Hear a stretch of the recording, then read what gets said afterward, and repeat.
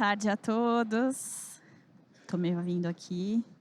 Bom, muito prazer. Eu sou a Karina, eu sou coordenadora de sustentabilidade da GS1, Associação Brasileira de Automação, e vou trazer aqui um tema um pouquinho diferente do que a gente ouviu aqui hoje.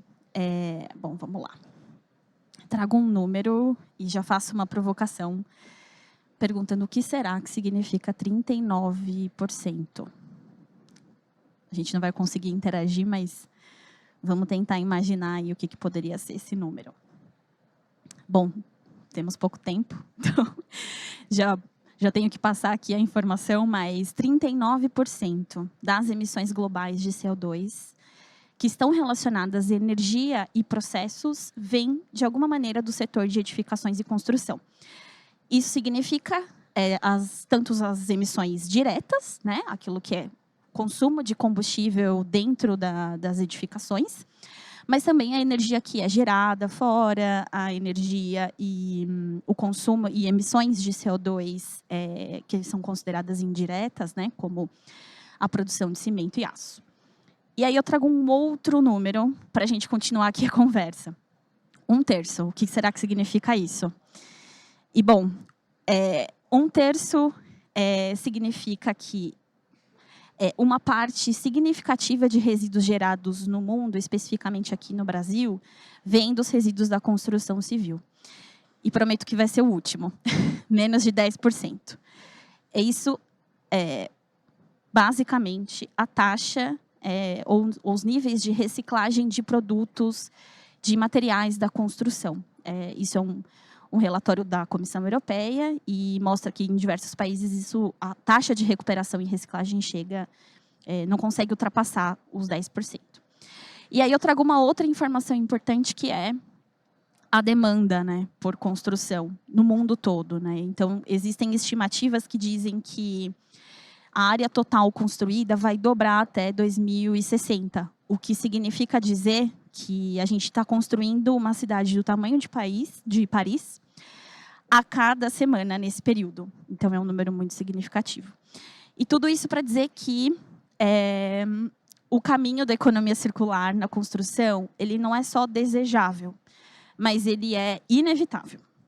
E é isso que todo mundo vem percebendo, especialmente quem regula, quando a gente fala da agenda climática, especialmente, e de economia circular. Então, acho que alguns de vocês já devem acompanhar a enxurrada de regulamentações que a Europa vem aprovando nos últimos anos, especialmente o Green Deal. Então, eu vou falar aqui de digamos, um instrumento de uma lei que está dentro desse contexto do guarda-chuva do European Green Deal, que é a ESPR.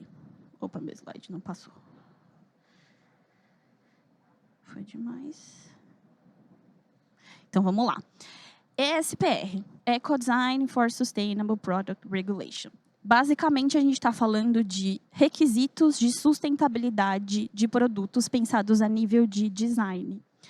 Isso muda, né, com relação a outras regulamentações que a gente acompanha, que está falando de processos das unidades fabris e não a nível de produto. Então, a ESPR vem para definir esses requisitos de sustentabilidade e de circularidade, como, por exemplo, durabilidade do produto, confiabilidade, reutilização, reparabilidade e várias outras questões. Por exemplo, restrição à presença de substâncias que vão inibir circularidade ou que representem risco para a saúde e teor mínimo de recicláveis de produtos, entre outros. Só que economia circular é super desafiador, todo mundo sabe, né, que vai passar por novos modelos de negócios, como operacionalizar a logística reversa, por exemplo. Mas aqui, hoje, eu vou me ater, nesse pouco tempo que temos, a falar sobre o desafio de dados estruturados, interoperáveis e confiáveis para cumprir.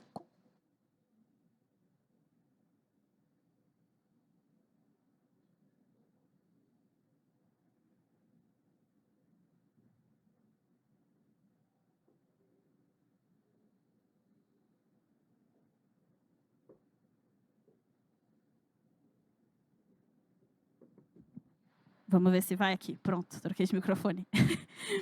Bom, então, que é o Passaporte Digital de Produtos, também conhecido como DPP, que nada mais é do que a ferramenta que a Comissão Europeia está trabalhando para cumprimento dessa regulamentação, que é a ESPR. E qual que é o objetivo, né, do famoso DPP? É o compartilhamento de dados e informações que estão relacionadas especificamente ao produto, com relação à sua circularidade e à sua sustentabilidade. Essa informação compartilhada para todos os atores econômicos que são relevantes. Importante dizer o escopo, né? A gente está falando aqui de uma infinidade de produtos, não só de construção civil.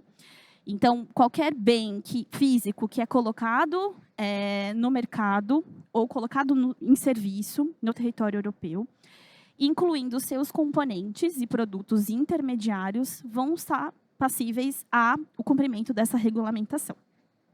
Aqui se exclui alimentos, ração animal e medicamentos. E como é que vai funcionar o DPP? O operador econômico, ou seja, aquele que primeiro coloca o produto no mercado europeu, é o obrigado a garantir que aquele produto colocado tenha um DPP. Isso significa que ele vai fazer o passaporte? Não.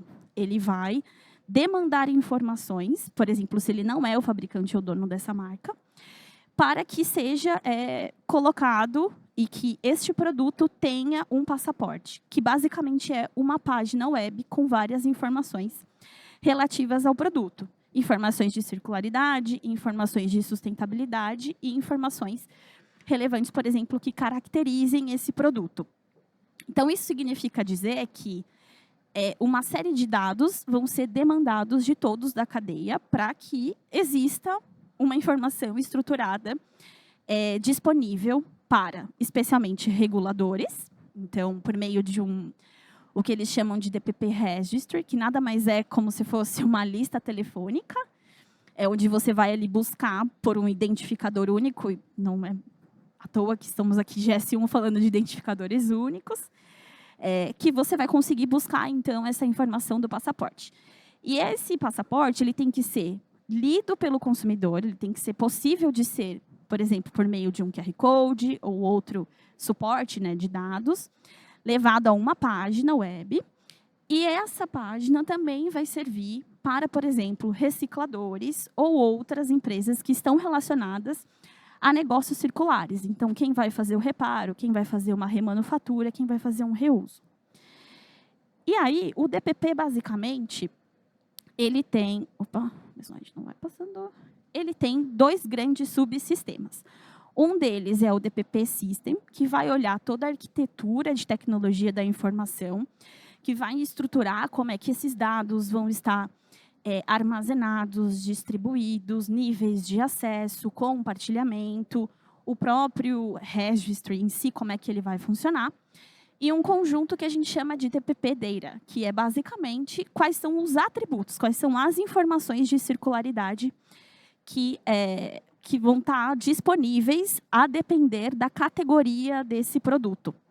Então, é aí que vai ter, por exemplo, um produto da construção civil tem que ter informação a nível de lote, vai ter que ter pegada de carbono, durabilidade, facilidade de reutilização para um outro processo, enfim. Então, essas duas questões, esses dois subsistemas estão sendo trabalhados dentro do DPP. Princípios básicos que são importantes ressaltar aqui. A regulamentação fala explicitamente de utilizar padrões abertos que já existem, e é por esse motivo, por exemplo, que padrão GS1 é mencionado nessa regulamentação. Nível de granularidade, ou seja, alguns produtos a gente vai ter uma informação a nível de modelo, outros vai ter a nível de lote, outro a nível de número de série, por exemplo. Os direitos de acesso, né, nem todas as informações vão estar disponíveis e abertas para todo mundo. É muito possível que, para um reciclador ou para quem regula, algumas informações vão estar mais abertas, né? E para a gente, como consumidor, talvez não esteja. A responsabilidade, como eu falei, é sempre do operador econômico, ou seja, quem está primeiro colocando o produto no mercado europeu. A regulamentação especifica, né, que cada produto tem que ter o seu RG, o seu número de passaporte único globalmente. E atos delegados vão definir esse conjunto de critérios a cada produto. Então, por exemplo, o produto da construção civil vai ter ali seu ato delegado, que mais para frente eu vou falar um pouco mais. É, na verdade, uma outra regulamentação que já existe, que vai ser atualizada, que vai definir que conjuntos de informações são esses. E aí, dentro do contexto da GS1, né, para quem não nos conhece, a gente é responsável pelo código de barras globalmente. Existe uma série de padrões que podem ser aplicados justamente para cumprimento, né, dessa regulamentação. E aqui eu gosto só de destacar, especialmente o GTIM, que é basicamente o número que aparece abaixo do código de barras, que é o que vai definir o que a gente chama de passaporte, é um número único e inequívoco para esse produto. Uma codificação adequada para que tenha leitura por celulares, leitura para um equipamento ou outras alternativas, né?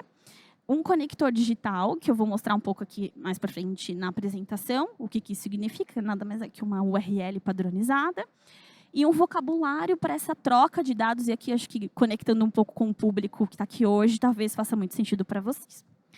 Bom, essa URL no padrão GS1 é o que a gente chama de GS1 Digital Link, nada mais é que estruturar essa string, essa informação dentro de um QR Code, que é o QR Code que vai ser lido por consumidores, numa obra, numa demolição, por exemplo, de forma que um único QR se aplique a várias aplicações. Então, pode ser aquela que vai ser usada no varejo para ler o preço, o que eu, como consumidora, vou fazer a leitura, ou que alguém ali numa fase de demolição, vai ler para entender composição de uma janela, por exemplo.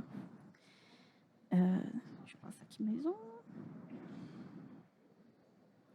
E a gente pode associar ainda o Digital Link com o Resolver, né? Que eu imagino que passe pela cabeça de vocês, né? Produtos, quando a gente constrói um prédio, ele tende a durar, ou que a gente espera que ele dure. E aí, como que a gente resolve isso, né? Eu coloquei um QR Code há 10 anos atrás, e aí eu vou acessar aquela informação, a página não existe mais. Então, é esse tipo de desafio que a gente resolve, né? Por meio de um resolver. Então, o resolver nada mais é do que o redirecionador. Então, o QR Code pode se manter o mesmo, mas ser direcionado ali para uma página mais atualizada mesmo, que passe ali alguns anos. Bom, categoria de produtos que são priorizados dentro dessa regulamentação, só para fechar aqui, são vários. Muitos ainda, como não existia uma regulamentação específica, está sendo trabalhada nos atos delegados, como eu falei. Mas aqui, especialmente para o setor de construção civil, eu vejo alguns que fazem muito sentido, né? Então, ferro e aço, alumínio, plásticos, vidro, produtos cerâmicos e produtos de construção que hoje já é regulado pela CPR. Vamos lá. Bom, só para ter uma noção de tempos, né? Essa legislação, a SPR, já está valendo desde 2024. Esse ano, em 2025, está na fase de estruturação de dados necessários para o DPP, assim como uma consulta pública sobre governança de dados e certificações. A ideia é que até 2026 se inicie a implementação completa de DPPs para o setor da construção civil e que passe a ser obrigatório a partir de 2027. E aí, como eu falei, talvez muitos também conheçam já essa marcação, que é a marcação CE, que é regulada pela Construction Product Regulation. E essa regulamentação vai ser atualizada e ela vai exigir que tenha um DPP para você conseguir essa marcação. Então, resumidamente, sem o passaporte digital de produtos, né, o fabricante não poderá obter essa marcação e, portanto, não vai poder vender legalmente o produto na União Europeia. E aí, uma conexão também importante para trazer aqui para vocês, o que isso tem a ver e como se conecta com o BIM, né? E isso é uma preocupação também da própria comissão. Existem já alguns pilotos e materiais relacionando esse tipo de iniciativa. Basicamente, a proposta da União Europeia é que ele seja compatível, né? Ou seja, o DPP seja compatível com o sistema BIM, para facilitar especialmente o acesso às informações ambientais e técnicas dentro dos sistemas, né? Acho que isso super traria bastante benefício para todo mundo, porque é uma informação que é trazida pelo próprio dono da marca. Isso vai facilitar também o planejamento de manutenção, substituições e demolições, e base nos dados reais mesmo do ciclo de vida dos produtos. Bom, e aí também falando um pouco do que é possível fazer hoje, né? Tô aqui na trilha futuro, mas para que todos saibam, né? Hoje a GS1 já tem um banco de dados muito robusto de informações que estão disponíveis para mercado, inclusive com uma solução que valida a identidade desses produtos e que traz aí uma série de dados que são diretamente informados pelos donos das marcas, né? Então, dados cadastrais, dados fiscais, dados regulatórios. Eu deixo aqui um QR para quem quiser acessar uma demonstração de passaporte digital de produto. Ele está em inglês, infelizmente, porque foi uma iniciativa da GS1 in Europe, mas ele mostra alguns produtos e como seria a carinha de um passaporte digital de produtos, né? Como seria possível, né, obter e saber como seriam os requisitos e as informações, produto a produto. A gente tem vários outros cases de aplicação dentro do mercado, que a gente vem pilotando, inclusive a gente faz parte como GS1 do CIRPAS, que é um consórcio que é financiado pela União Europeia para DPP, e materiais de construção civil é um dos produtos priorizados. Então, estamos aí à disposição para conversar com quem precisar entender um pouco melhor como é possível fazer. E eu deixo também aqui um convite. Opa, passei demais. Eu deixo aqui um convite, né? A gente está, neste momento, fazendo uma prova de conceito com um parceiro que, inclusive, está aqui com o stand, que é a FF Solutions. Então, se quiserem também passá-lo no stand para conversar, a gente talvez esteja lá aqui também depois. Que é, basicamente, a gente está fazendo um teste com uma API de integração da base de dados de produtos da GS1, incorporando isso nas bibliotecas do BIM. Então, enfim, quiserem saber um pouco mais de como é que está caminhando esse projeto, só procurar a gente ou procurar o pessoal da FF Solution que está aqui. E aqui deixo também, para quem quiser saber mais sobre DPP, como o padrão GS1 pode ser aplicado, se quiser conversar comigo, conversar com os colegas, eu deixo aqui o QR para saber mais. E, enfim, estou feliz que eu cumpri o meu tempo. Coisa boa. Obrigada, gente.